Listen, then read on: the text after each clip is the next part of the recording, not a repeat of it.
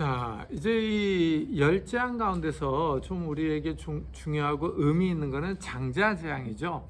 이 마지막 이제 장자 재앙을 하나님께서 내리시면서 이 장자 재앙이 이 유월절과 관련이 있잖아요. 그 유월절과요. 그래서 이 모세가 바로에게 광야에서 절기를 지켜야 된다라고 요구를 했었는데, 이게 이제 유월절이죠. 유월절. 이 유월절은 해 첫 달, 곧 아비벌이죠. 그래서 이제 이 아비벌 10월에 가족대로 흠없고 일련된 순양이나 염소를 취해서 14일간 간직하죠.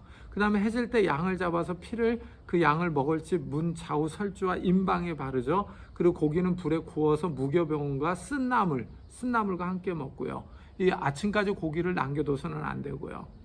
아침에 남은 고기는 이제 불에 태워야 되죠. 그 먹는 방법은 이제 허리에 띠를 띠고 발에 이제 신을 신고 손에 지팡이를 잡고 급하게 먹었죠. 이스라엘이 이집트를 급하게 떠났음을 이제 의미하는 겁니다. 자, 이 유월절 의식에서 중요한 게 피죠, 피. 이 양의 피인데, 이 밤에 이제 하나님이 이집트 땅의 사람과 짐승의 이 처음 난 것을 다 치고 이집트 신들을 심판할 때 피가 있는 집을 넘어가잖아요. 넘어간다. 유월입니다. 파샤흐, 패스오버 이렇게 되는 거죠.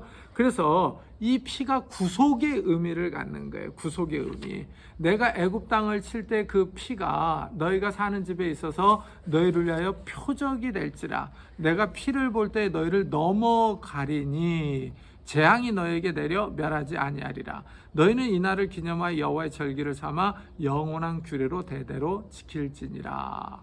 자, 이래서 이 유월절이 의미가 있는데, 이 유월절에 어린 양의 피가 구속의 기능을 한다라는 거죠. 그래서 이 피가 표적이 되어서 그 집에 있던 사람들이 재앙을 당하지 않는 거예요. 자, 이래서 요게 의미가 있는데, 요게 이제 첫 번째 토라가 되죠. 요게 또 의미가 있죠. 12장, 출애굽기 12장 49절 한번 봐보세요. 49절. 본토인에게나 너희 중에 거류하는 이방인에게 이 법이 동일하니라. 이 법이 유월절 규례를 얘기를 하는 거죠. 그래서 이게 토라예요. 토라. 요 단어가요. 그러니까 이 토라 그러면 우리는 이 일반적으로 시내산에서 이 모세가 하나님께 받은 법 이렇게 이제 많이 생각을 하지 않습니까? 그게 맞고요. 근데 이 토라가 이 따지고 보면 이 유월절이 첫 번째 이 토라로 나온다라는 거예요. 그래서 이게 의미가 있는 겁니다. 자, 이래서 하나님께서 이제 밤에 이집트의 장자를 다 치죠. 치고 이제 이 바로가 모세의 요구를 수용하죠. 그래서 가라 그러죠. 가라. 그래서 이제 출애굽에 이 저기가 이루어지는 이런 모습들을 볼 수가 있죠. 자, 요게 이제 의미가 있는데, 요 유월절이 바로 모형론으로 이 예수 그리스도와 연결이 되죠. 이 유월절 저녁부터 무교병을 먹거든요. 누룩 없는 빵을 먹어요. 그래서 요 기간을 갖다가 무교절이라고 부르기도 하죠. 자, 이 유월절은 이스라엘 민족이 한 나라로서 구원받은 거예요. 그것을 갖다가 지키는 절기죠. 그래서 이게 의미가 있는 거예요. 공동기억이 되는 거죠. 이스라엘의 공동기억이 되는 건데, 자, 이 사건에서 이 어린 양의 피가 중요하잖아요. 피가 중요해요. 자, 신약의 성도들은 구원받은 것은 예수 그리스도의 십자가와 부활로 이 그 사건을 믿음으로 구원받잖아요. 그래서 우리의 죄가 용서되고 우리가 다시 사는 거죠. 자, 근데 신약의 성도들은 예수 그리스도의 십자가와 부활을 믿는데, 그럼 구약의 성도들은 뭘 믿었겠느냐는 거예요. 뭘 믿었겠느냐. 구약의 성도들이 예수 그리스도의 십자가와 부활을 믿었을 리는 없잖아요. 왜냐하면 아직 역사적으로 이루어지지 않았으니까요. 그죠? 예수님이 오시기 이전이니까 구약은. 그러면 이들의 신앙은 어디에 근거하고 있느냐는, 이들의 신앙은 출애굽에 근거하고 있는데, 그 출애굽을 갖다가 경험한 세대가 있고 경험하지 못한 세대가 있잖아요. 왜냐하면 역사적으로 그 모세와 같이 살았던 그 시대 사람들은 그것을 경험했지만 그 후대 사람들은 경험하지 못했잖아요. 근데 이 후대 사람들이 이 유월절에 참여할 수 있도록, 유월절에 이 의미를 새길 수 있도록 하는 게 뭐예요? 바로 이 절기, 유월절이에요. 유월절. 이 유월절에 참여해서 이 어린 양 고기를 먹고 이 저기를 쓴 나물을 먹으면서 이 유월절 출애굽의 경험을 공유하는 거죠. 공유. 그래서 공동지식이 되는 거죠. 공동지식이 되는 겁니다. 우리가 예수 그리스도의 십자가 사건에 참여하잖아요. 세례를 받음으로, 성찬식을 거행함으로 예수 그리스도의 십자가 사건에 신비롭게 참여한다고 그러잖아요. 특히 세례를 통해서 예수님의 죽고 부활하심에 참여한다고 그러잖아요. 그러니까 사도 바울이 뭐라 해요? 내가 십자가에 못 박혔나니 그러잖아요. 못 박혔나니. 지금 내가 사는 것은 그 갈라디아서 2장 20절이요. 그러면서 그 십자가를 고백하고 있잖아요. 십자가를.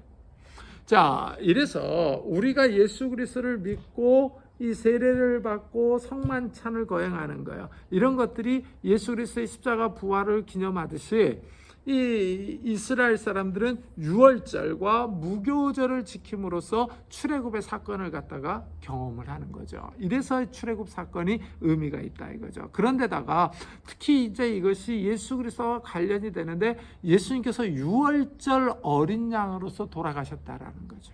유월절 어린 양으로서 돌아가셨다라는 것이 중요하고, 또한 예수님께서 이 십자가에서 피를 흘려 돌아가셨잖아요. 피. 그래서 이 십자가가 피, 예수 그리스도의 피인데 그 피가 바로 우리에게 중요한 구속적인 기능을 하잖아요. 구속적인 기능이요. 자, 이래서 이 유월절과 예수 그리스도의 십자가 사건이요, 이게 모형론으로 연결이 된다라는 게 의미가 있죠. 의미가 있습니다. 자, 이래서 사도 바울도 이 예수 그리스도를 갖다 유월절 어린 양이라고 불렀고, 세례 요한도 예수님을 어린 양이라고 불렀죠. 어린 양이라고 불렀습니다. 여기에 의미가 있다라고 말씀드릴 수 있어요. 자, 이렇게 이제 장자 재앙을 치르고 나서 이스라엘이 이제 애굽 땅에서 나왔죠. 이 출애굽의 정점은 뭐니 해도 홍해 바다에서의 구원이죠. 홍해 바다에서의 구원입니다. 자, 이 홍해 바다에 도달했는데 이제 앞에는 바다가 있고 뒤에는 이제 이 이집트의 군대가 추격해 오죠. 이 이집트의 군대가 추격해 오는데 여기서 이제 두려워 떠니까 모세가 두려워하지 말라. 너희는 가만히 서서 이 여호와께서 오늘 너희를 위하여 행하시는 구원을 보라. 그러죠? 자, 14장 13절인데 여기 보면은 이 너희는 두려워하지 말고 가만히 서서 여호와께서 오늘 너희를 위하여 행하시는 구원을 보라. 너희가 오늘 본 애굽 사람을 영원히 다시 보지 아니하리라. 여호와께서 너희를 위하여 싸우시리니 너희는 가만히 있을지니라. 그래서 여기서 재밌는 표현이 너희를 위하여 싸운다라는 거죠. 여호와께서 너희를 위하여 싸운다. 이게 바로 여호와의 전쟁이죠. 여호와의 전쟁. 자, 이래서 이제 하나님께서 이 바다에서 구원을 하시는데 이 바다에서의 구원도 이 내가 여호와인 것을 알아야 된다 라는 것을 강조하고 있어요. 14장 4절 보세요. 내가 바로의 마음을 완악하게 한즉 바로가 그들의 뒤를 따르리니 내가 그와 그의 온 군대로 말미암아 영광을 얻어 애굽 사람들이 나를 여호와인 줄 알게 하리라. 요거 보세요. 내가 여호와인 줄을 알게 하리라. 그래서 18절 보세요. 18절.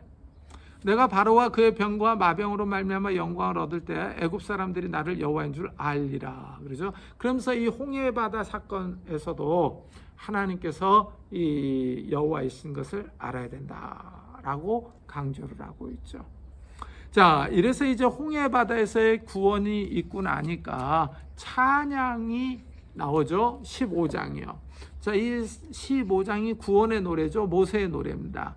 이 모세의 노래인데 이 1절 보세요. 이때 모세와 이스라엘 자손이 이 노래로 여호와께 노래하니 일렀을 때 내가 여호와를 찬송하리니 그는 높고 영화로우시며 말과 그 탄 자를 바다에 던지셨음이로다. 자, 요거요. 찬양이 어떤 의미가 있느냐 하는 거예요. 찬양이 어떤 의미가 있느냐. 찬양은요, 하나님께서 행하신 구원 행위에 대한 인간의 반응이에요. 인간의 반응. 자, 요게 의미가 있는 거예요. 그러니까 지금 구약의 계시가 이 보면은 토라, 역사, 시가서, 예언서 있잖아요. 시가서, 특히 이제 시편이요. 이 시편이 어떤 의미가 있느냐는 거예요. 시편. 이 시편이라고 하는 것은 좀 양식이 다르잖아요. 어떻게 달라요? 이 시편은 보면은 인간이 하나님을 찬양하거나 기도하는 그런 내용으로 되어 있잖아요. 그러니까 이때까지 계시의 패턴은 하나님께서 자기 자신을 밝혀주시는 그런 패턴이었는데, 이 시편은 인간의 어떤 기도와 찬양을 하나님께 드리는 거잖아요. 그래서 계시의 패턴이 좀 다른데, 그러면 이 찬양의 의미가 어떤 의미가 있느냐? 바로 여기서 알 수 있듯이 하나님의 구속 행위에 대한 인간의 반응이다 라는 거예요. 이래서 게라르트 폰 라드가 이 찬양은 인간의 반응이다 라고 설명한 이유가 바로 여기에 있는 거예요. 여기에 있는 겁니다. 자, 그래서 1절에 보면은 내가 여호와를 찬양한다 그러는데, 그 찬양하는 이유가 뭐냐 하는 거예요. 이유가 뭐냐? 말과 그 탄자를 갖다가 바다에 던졌기 때문이다 라고 설명을 하고 있잖아요. 그래서 찬양시는 나중에 이제 시편 할 때도 혹시 모르겠지만은 할 수 있을는지 모르겠지만, 이 찬양시는 하나님을 찬양하는 이유를 말해. 이유를 말합니다. 그래서 여기서 이유를 갖다가 설명을 하고 있다 라고 말씀드릴 수 있어요. 자, 이게 바로 출애굽의 구원이에요. 자, 이렇게 이제 이스라엘이 출애굽을 해서 홍해바다에서 구원을 받고 이제 어디로 갑니까? 시내의 산으로 가는 거예요. 시내의 산에 가서 하나님과 언약을 맺죠. 이래서 이제 시내의 산 언약이 중요한 거예요. 자, 시내의 산 언약이 19장에 나옵니다. 19장에 나오는데, 자, 이제 구약 신학을 언약적인 관점에서 바라볼 때 언약이 아주 중요하죠. 그래서 아이흐로트가 언약이 이 구약의 중심이다라고까지 얘기를 했는데, 이 언약이라고 하는 것은 하나님과 사람 사이에 맺은 언약이 있고 사람과 사람 사이에 맺은 언약이 있는 거예요. 근데 구약 신약에서 중요한 건 하나님과 사람 사이에 맺은 언약이 중요한데, 하나님과 사람 사이에 맺은 언약이 구약에서 다양하게 나옵니다. 앞에서 노아 언약 봤죠? 아브라함 언약 봤죠? 이제 시내산 언약을 볼 거예요. 시내산 언약이 나오고 모압 언약이 나옵니다. 모압 언약. 그 외에도 비느하스 언약도 있어요. 근데 이제 중요한 것을 꼽으라면 이제 노아 언약, 아브라함 언약, 시내산 언약, 모압 언약, 그 다음에 다윗 언약을 꼽습니다. 다윗 언약. 그 다음에 이제 예레미야의 새 언약의 예언이죠. 새 언약은 이제 신약에 이루어질 거니까요. 이렇게 이제 언약들을 꼽는데, 자, 보세요. 노아 언약, 아브라함 언약, 다윗 언약은 하나님께서 개인과 맺은 언약이 개인과 맺은 언약. 근데 이 시내산 언약과 모압 언약은 하나님께서 이스라엘과 맺은 언약입니다. 그래서 이제 시내산 언약과 모압 언약의 관계도 의미가 있어요. 이건 이제 나중에 모압 언약 할 때 설명드리겠지만은 이거를 갱신이라고 불러요. 그래서 구약을 대표하는 언약이라고 얘기를 할 때는 시내산 언약을 꼽습니다. 시내산 언약. 이것이 옛 언약의 구약, 신약, 새 언약. 자, 그래서 이 명칭 자체가 우리에게 요구하는 게 뭡니까? 성경을 언약적 관점에서 봐야 된다라고 요구하고 있는 거죠. 그래서 이제 이 시내산 언약이 중요한 거예요. 이거는 하나님께서 국가, 한 나라와 이 언약을 맺었기 때문에 중요한 거죠. 그리고 이것이 구약의 대표성을 띠는 겁니다. 대표성을 띠는 거예요. 자, 이제 19장 한번 봐보세요. 19장에 보면은 이제 하나님께서 나타납니다.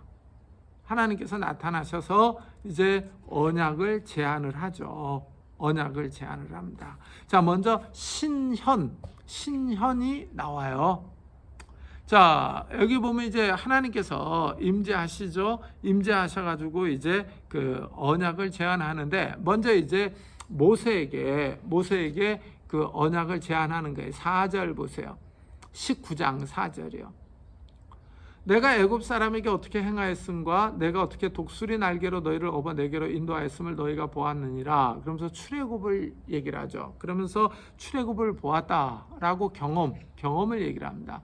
그 다음에 5절에 세계가 다 내게 속하였나니 너희가 내 말을 잘 듣고 내 언약을 지키면, 그렇죠? 여기 보세요. 요게 이제 조건으로 나오는 거죠. 조건. 언약을 하나님께서 제안하는데 내 말을 잘 듣고 내 언약을 지키면 하고 조건을 말씀하시고, 그 다음에 이제 결과를 얘기를 하는 거예요. 약속이죠. 너희가 모든 민족 중에서 내 소유가 되고, 첫째, 너희가 내게 대해 제사장 나라가 되며, 둘째, 셋째, 거룩한 백성이 되리라. 그러죠. 그래서 이 하나님께서 언약을 제안하는데, 모세를 통해서 언약을 제안하는데 조건이 있고 약속이 있는, 결과가 있는 이런 모습으로 나오고 있어요. 자, 여기서 이제 중요한 게 내 말과 내 언약을 지키면, 그러죠? 이 내 말과 내 언약이, 그래서 이 언약이 내 말로 나오는 거예요. 내 말. 이거는 십계명을 의미하는 거예요. 십계명이 하나님께서 직접 나타나서 말씀하시잖아요. 그래서 이게 이제 내 말과 내 언약 이렇게 나오는 겁니다. 이것을 지키면은 이제 그 약속을 하는데, 첫째가 뭐예요? 여기 보면 내 소유가 된다. 그래서 소유가 된다. 이 70인경은 특별한 백성 뭐 이렇게 얘기를 하기도 해요. 자, 그래서 이 모든 민족 중에서 내 소유가 되는, 특별한 소유가 되는 거죠. 그 다음에 두 번째는 제사장 나라가 되는 거죠. 참 요게 이제 이스라엘이 세계 여러 큰 나라들을 가운데서 제사장이 되는 거죠. 그 다음에 이제 거룩한 백성이 된다 하죠. 거룩. 자, 그래서 요 표현들이 의미가 있죠. 특별한 소유, 제사장, 거룩.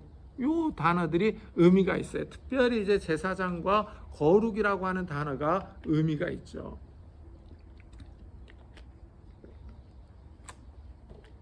이제 이 출애굽기 요 19장 이후부터는 이제 법전이 나오고 성막 규례가 나오고, 그다음 레위기에는 이제 그 제사 제도가 나오잖아요. 근데 이런 것들을 갖다 다 볼 수 있는 게 뭐냐면 거룩이라고 하는 관점이, 제사장 이런 관점이죠. 특히 이제 거룩이죠. 그래서 이 거룩의 관점이 아주 중요해요. 아주 중요합니다. 거룩이라는 단어가 계속 나오고요. 자, 이 하나님께서 이제 언약을 제안하니까 백성들이 이제 언약에 순종할 것을 얘기를 해요. 동의합니다. 동의. 요게 이제 재밌어요. 자, 여기 한번 봐보세요. 8절이요. 백성이 일제히 응답하여 이르되 여호와께서 명령하신 대로 우리가 다 행하리이다. 요거요. 백성이 동의하는 거예요. 동의. 자, 이때까지 노아 언약과 아브라함 언약은 하나님께서 일방적으로 말씀하시고 일방적으로 언약을 체결하셨어요. 근데 여기서는요, 이제 하나님께서 언약을 제안하시고 백성이 여기에 동의를 해요. 이게 의미가 있는 거예요. 왜냐하면 쌍방 간의 계약이기 때문에 그래요. 쌍방 간의 계약이기 때문에. 자, 이래서 이제 언약을 맺겠다고 하니까 이제 하나님께서 시내 산에 나타나시죠. 나타납니다. 자, 나타나서 이제 그 언약을 말씀을 하시는 거죠. 근데 이제 이스라엘이 하나님을 만나기 위해서 준비를 해요. 성결의 행위를 합니다. 성결의 행위.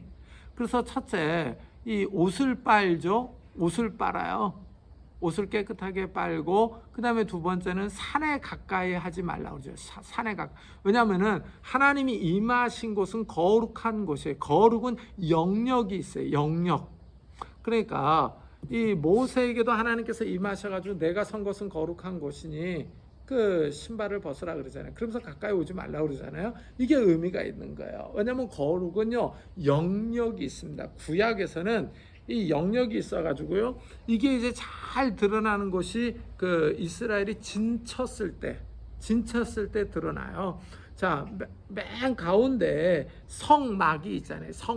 성막은 지성소가 있고 성소가 있어요. 그 다음에 그 주위에 진을 치는 사람들이 레위 사람들, 그 다음에 진을 치는 사람들이 이스라엘 사람들, 그 다음에 진을 치는 사람들이 이제 이방인, 병든 자, 부정한 자, 이렇게 이제 나가는 거죠. 자, 그러니까 여기 보세요. 영역이 있잖아요. 영역. 이 부정한 자, 병든 자, 이방인, 그 다음에 이스라엘 사람, 그 다음 레위 사람, 그 다음에 이 성소에는 제사장만이 들어갈 수 있고 지성소에는 대제사장만이 들어갈 수 있잖아요. 그러니까 거룩에는 영역이 있고 등급이 있다라는 거예요. 이래서 하나님께서 임재하신 곳에 이 가까이 하지 말라고 말씀하시는 거예요. 이 거룩하지 않은 사람들이 가까이 왔다가는 죽는 거죠. 죽는 겁니다. 침을 받아서 죽는 겁니다. 이래서 여기서부터 이제 거룩의 스펙트럼이라고 하는 게 있어요. 거룩 스펙트럼이요. 자, 아까 얘기했듯이 장소에도 이렇게 거룩의 영역이 있죠. 이 거룩의 등급이 있어요. 대제사장, 제사장, 레위 사람, 이스라엘 사람, 이방인, 병든 자, 부정한 자. 그래서 이 등급이 나뉘어져 있는. 그래서 이 구약에서는요, 이 하나님께 가까이 갈 수 있는 사람이 정해져 있어요. 가까이 갈 수 있는 사람. 그 구약은 물리적으로 가까이 가는 거예요. 물리적으로. 왜냐하면 하나님께서 이 성막에 임재해 계시니까 그 하나님 앞에 가까이 가려면 거룩해야 되는 거예요. 이래서 거룩 스펙트럼이라고 하는 게 있어요. 거룩 스펙트럼. 그리고 날도 보세요. 6일은 평범한 날이지만은 안식일과 절기들이 있어서 하나님께 가까이 가는 날들이 있잖아요. 거룩한 날들이 있어요. 거룩한 날들. 자, 이런 의미가 있다라는 거죠. 그래서 가까이 오지 말라 그래. 가까이 오지 말라. 그 다음에 여인을 가까이 하지 말라 그러죠. 이거는 성관계를 하지 말라라는 거죠. 그 다음에 제사장들도 그 몸을 성결하게 하라 그러죠. 제사장들도 하나님께 가까이 오는 제사장들도 성결할 것을 요구하죠. 자, 이래서 여호와 하나님이 임하시는 산에 경계가 쳐지는 게 경계, 거룩의 영역이죠. 영역. 함부로 넘어오지 말라 이거죠. 넘어오면 죽는다 그러죠. 죽는다 그럽니다. 자, 이렇게 이제 하나님께서 신현하시는 거예요. 근데 신현할 때 보면은 재밌는 게 동반 현상들이 있어요. 동반 현상들. 16절 보세요. 16절. 셋째 날 아침에 우레와 번개와 빽빽한 구름이 산 위에 있고 나팔 소리가 매우 크게 들리니 진중에 있는 모든 백성이 다 떨더라. 그래서 18절도 보세요. 시내 산에 연기가 자욱하니 여호와께서 불 가운데 거기 강림하심이라. 그 연기가 옹기가마 연기같이 떠오르고 온 산이 크게 진동하며 그 다음에 이제 나팔 소리가 나죠. 그러니까 하나님께서 임재하실 때 불, 구름, 나팔 소리, 산 진동 이런 것들이 나오고 있다라는 거죠. 요게 이제 의미가 있는데 이 구약에서 보면 하나님이 현현하는 사건들이 많이 나와요. 현현하는 사건들. 그 신현의 동반 현상인데 불, 구름, 나팔 소리 이런 것들이 있다. 근데 특히 이제 불과 구름이 아주 전형적인 신현의 동반 현상이다라고 말씀드릴 수 있죠. 자, 이렇게 이제 하나님께서 나타나셔가지고 이제 말씀하시는 거예요. 아까 이 내 말을 잘 듣고 내 언약을 지키면 그랬잖아요. 이제 하나님께서 말씀해요. 그 말씀하는 게 뭐예요? 십계명. 자, 그래서 이 십계명이 나오는 거예요. 십계명이 나오는 겁니다. 자, 십계명이 20장이 있어요. 자, 2절 한번 보세요. 2절. 나는 너를 애굽 땅 종되었던 집에서 인도해낸 내 하나님 여호와니라. 하나님께서 먼저 자기 소개를 하잖아요. 이 십계명 율법을 주시는 분이 누구냐? 출애굽의 하나님이다 라고 말씀을 하시잖아요. 그러면서 나는 하고 자기를 소개하잖아요. 나는 여호와다 하고 소개를 하시면서 이 십계명을 주는 이런 모습을 볼 수가 있어요. 자, 그래서 여기서 이제 10개의 말씀들이 주어지는데 이 10개의 말씀에서 가장 길게 나오는 거는 안식일 계명이에요. 안식일 계명이 가장 길어요. 그 다음에 1계명과 2계명은 유사하기 때문에 묶을 수 있어요. 그 다음에 요게 우상 숭배 금지 명령인데 요게 길어요. 그래서 10계명은 따지고 보면 우상 숭배 금지 명령과 안식일 계명이 중요한 역할을 하고 있다라고 말씀드릴 수 있어요. 자, 그래서 이 다른 신을 두지 말라. 그러죠? 너는 나 외에 다른 신들을 내게 두지 말라. 그러면서 우상을 갖다가 금지하시는 이런 모습을 볼 수가 있거든요. 자, 이래서 이 우상을 금지하고 다른 신을 섬기지 말라라고 하는 게 그 의미가 있죠. 그래서 슈미트가 이 1계명이 독특하다. 배타성이 있다. 그러면서 구약의 중심으로 제안을 했던 이런 모습을 볼 수가 있죠. 그러니까 하젤이 그럼 왜 뭐 1계명만 중요하냐? 4계명도 중요하지 않느냐? 안식일 계명은 또 역시 고대 근동에서는 찾아볼 수 없는 독특성과 배타성이 있다. 그러면서 이 반론을 제기하기도 했어요. 자, 근데 이 10개의 계명들이요. 이게 바로 언약이죠. 언약. 이게 바로 언약입니다. 근데 여기서 안식일 계명이 가장 길다라는 거예요. 가장 길다. 요게 이제 의미가 있죠. 의미가 있는데, 자, 이 안식일 계명이 가장 긴데 11절 한번 보세요. 11절. 이는 엿새 동안에 나 여호와가 하늘과 땅과 바다와 그 가운데 모든 것을 만들고 일곱째 날에 쉬었음이라. 그러므로 나 여호와가 안식일을 복되게 하여 그날을 거룩하게 하였느니라. 그렇죠? 그러면서 이 안식일을 지키라라는 근거를 어디에 두고 있어요? 창조에 두고 있는 이런 모습을 볼 수가 있죠. 근데 이게 신명기 5장에 또 나오거든요. 십계명이 또 나와요. 신명기 5장 한번 봐보세요. 5장에 또 나오는데 여기서는 안식일을 지키라고 하는 계명이 변경돼서 나와요. 변경돼서 나옵니다. 15절 보세요. 15절. 신명기 5장 15절. 너는 기억하라. 내가 애굽 땅에서 종이 되었더니 내 하나님 여호와가 강한 손과 편팔로 거기서 너를 인도하여 내었나니 그러므로 내 하나님 여호와가 내게 명령하여 안식일을 지키라 하느니라. 그래서 요게 의미가 있는 거죠. 자, 신명기는 출애굽 구원의 근거에서 안식일을 지키라고 그래요. 근데 출애굽기는 창조의 근거에서 지키라고 그래요. 이 둘이 가장 큰 차이를 보이고 있는 거예요. 이게 출애굽기 20장과 신명기 5장을 비교해 보면 약간씩의 차이가 있는데 약간씩 있어요. 약간씩 있는데 이 안식일 계명에서 가장 큰 차이를 보이고 있다라는 거죠. 그래서 여기 의미가 있어요. 제가 여기에 대해서 올 봄과 가을에 신학 진학에 논문을 하나 쓰긴 썼어요. 관심 있는 분들은 한번 읽어보세요. 요게 지금 변했는데 이 변했다라는 것을 잘 생각을 해야 돼요. 왜냐하면은 이 출애굽기에 나오는 십계명은 출애굽 세대와 맺은 시내산 언약의 이 계명이에요. 그리고 이 십계명이 다시 한번 반복이 됐는데 이 신명기 5장에 나오는 거는 출애굽 후세대와 맺은 이 언약이에요. 언약, 모압 언약. 이래서 십계명이 2개가 나오는 거예요. 2곳에 나오는 겁니다.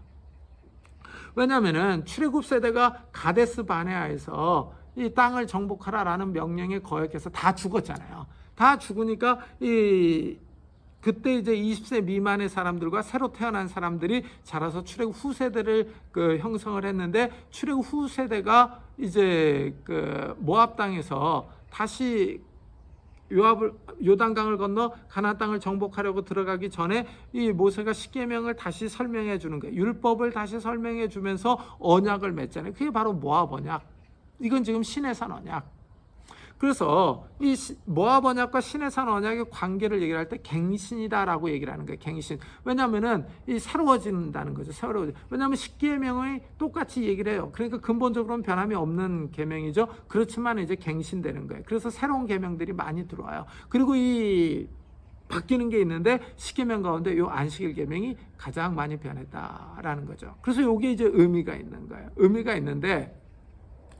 자, 요게 안식일이 그럼 왜 이렇게 가장 길고 중요하게 나오느냐 하는 거예요. 자, 하나님이 직접 나타나셔서 직접 말씀하시고 직접 써줬어요. 십계명을요. 근데 그 가운데 안식일 계명이 가장 길어요. 가장 길다라는 것은 강조하는 것이고 중요하다는 것이죠. 이 살인하지 말라, 간음하지 말라 이런 건 상대적으로 아주 짧잖아요. 아주 짧아요. 그럼 하나님께서 왜 십계명을 이렇게 강조했겠느냐는 게 강조. 자, 여기 한번 보세요. 출애굽기 31장 13절 보세요. 13절. 너는 이스라엘 자손에게 말하여 이르기를 너희는 나의 안식일을 지키라. 이는 나와 너희 사이에 너희 대대의 표징이니 나는 너희를 거룩하게 하는 여호와인 줄 너희가 알게 함이라. 이 안식일을 가리켜서 뭐라 그래요? 대대의 표징이라고 하잖아요. 대대의 표징. 자, 이래서 안식일을 가리켜서 언약이다, 표징이다 이렇게 얘기를 해요. 16절 보세요. 이같이 이스라엘 자손이 안식일을 지켜서 그것으로 대대로 영원한 언약을 삼을 것이니 이는 나와 이스라엘 자손 사이 영원한 표징이며. 표징. 그래서 안식일을 가리켜서 영원한 언약, 영원한 표징 이렇게 얘기를 해요.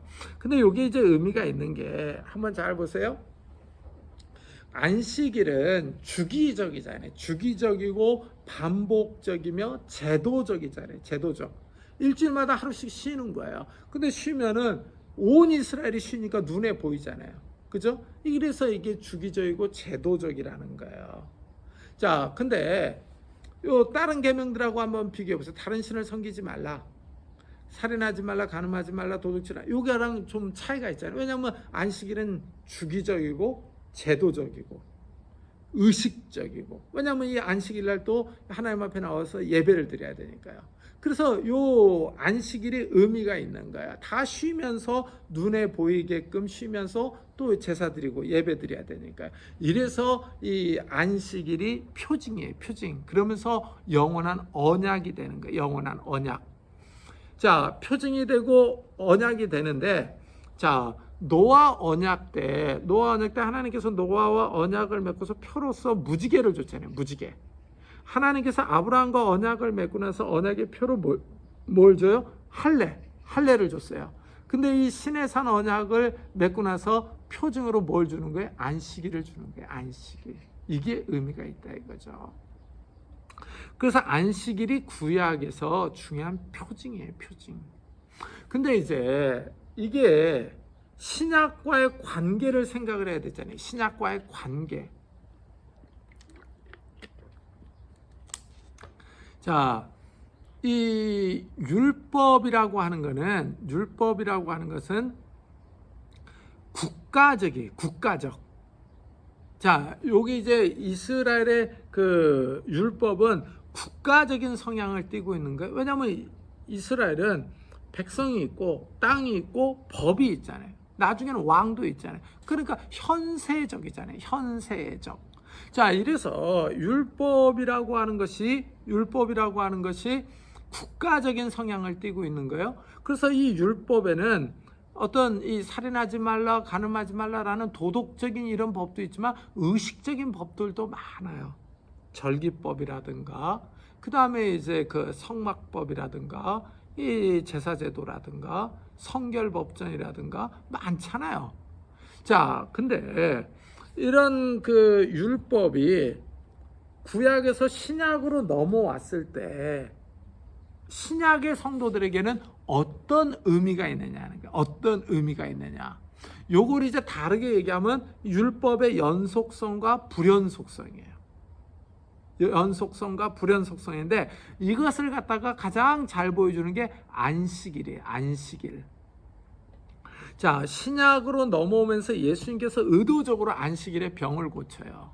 의도적으로 병을 고칩니다. 그래서 이 유대인들이 안식일을 범한다 그래서 잡아 죽이려고 그러잖아요. 그리고 실제 이제 죽으셨고요, 십자가에서. 자, 그렇다면은 예수님께서 왜 안식일의 주인이라고 말씀하시며 안식일에 의도적으로 병을 고치느냐 하는 거예요.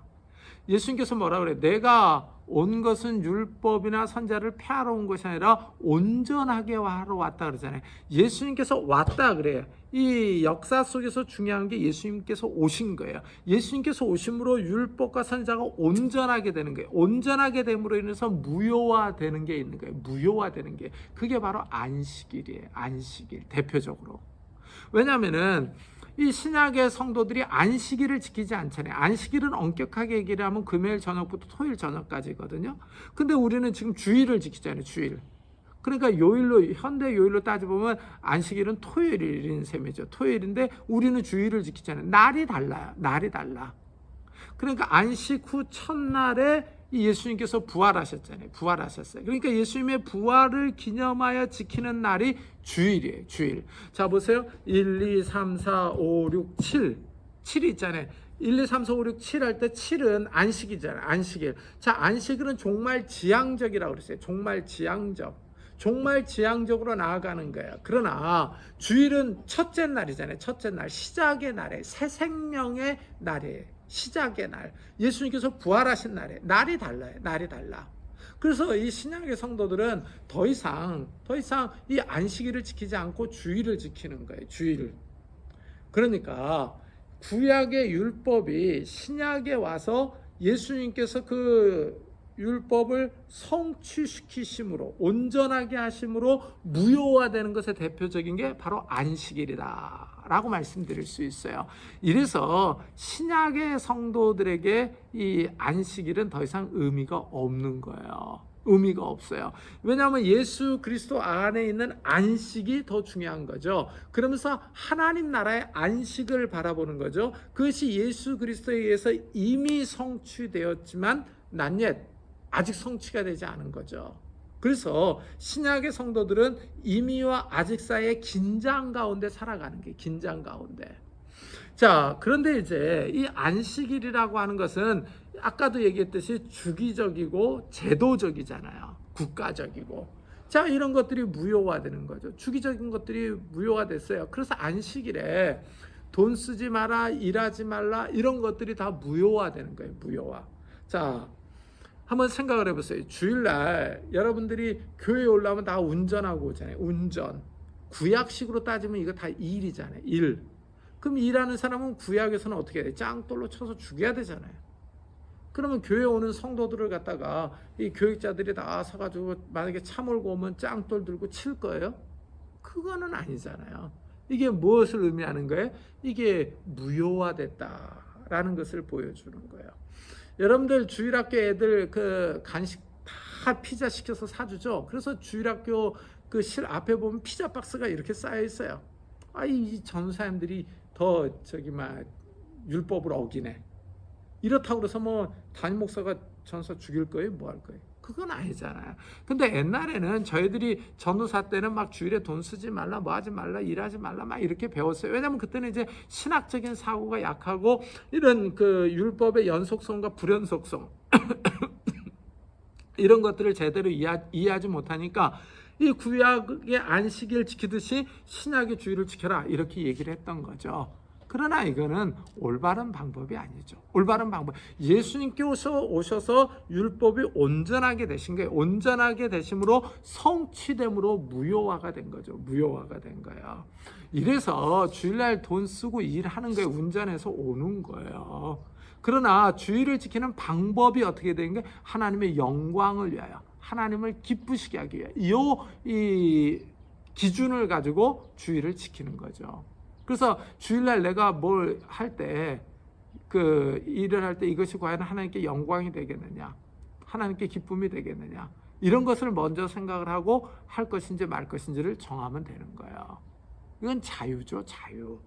자, 이래서 이 안식일이라고 하는 것이 구약을 대표하는 언약의 표징이었지만은 신약에 들어와서 이것이 변했다라는 거예요. 이래서 이 율법에서 주기적이고 제도적이고 국가적이고 의식적인 것들이야. 이런 것들은 다 이 신약에 들어와서는 무효화되는 거예요. 무효화. 그러니까 여러분들 제사제도 안 지키죠, 절기 안 지키죠, 뭐 군대 법 같은 거요. 너 중에 약혼하고 결혼하지 못한 사람이 있느냐? 전쟁 나온 사람들 가운데 돌아가라 그러잖아요. 이런 것들을 안 지키잖아요. 여러분들 뭐 지금 그 논산훈련소 가서 내가 약혼했는데 집에 가야겠다. 이렇게 오면 탈영병, 그죠? 탈영병 되는 거예요. 그런 것들이 더 이상 우리들에게 효력이 없는 거죠. 왜요? 이제 이 율법이라고 하는 것은 국가적인 성향이 있는데, 성격이 있는데, 이런 것들이 신약에 넘어오면서 다 무효화되는 거예요. 무효화. 그러니까 신연법들 같은 거 요즘 안 지키는 이유가 바로 여기 있는 거예요. 그러니까 이제 이것을 갖다가 뭐 신연법을 현대에도 지켜야 된다, 막 이렇게 얘기하는 사람들이 있어요. 이런 사람들을 가리켜서 신율주의자라고 그러잖아요. 신율주의자. 그리고 뭐 유월절을 아십니까? 뭐 이렇게 얘기하는 사람, 그 다 이단으로 얘기하는 이유가 바로 이런 데 있는 거예요. 이런 데 있는 거. 자, 이래서 십계명에 있어서 중요한 게 바로 이 안식일 계명이다라고 말씀드릴 수 있어요. 그러니까 안식일 계명이 신의 산 언약에서 모압 언약으로 변했다라는 거예요. 변했다라는 것은 이것이 또 변할 수 있다라는 것을 전제하는 거예요. 전제하는 거. 가능성을 암시하고 있는 거죠. 암시.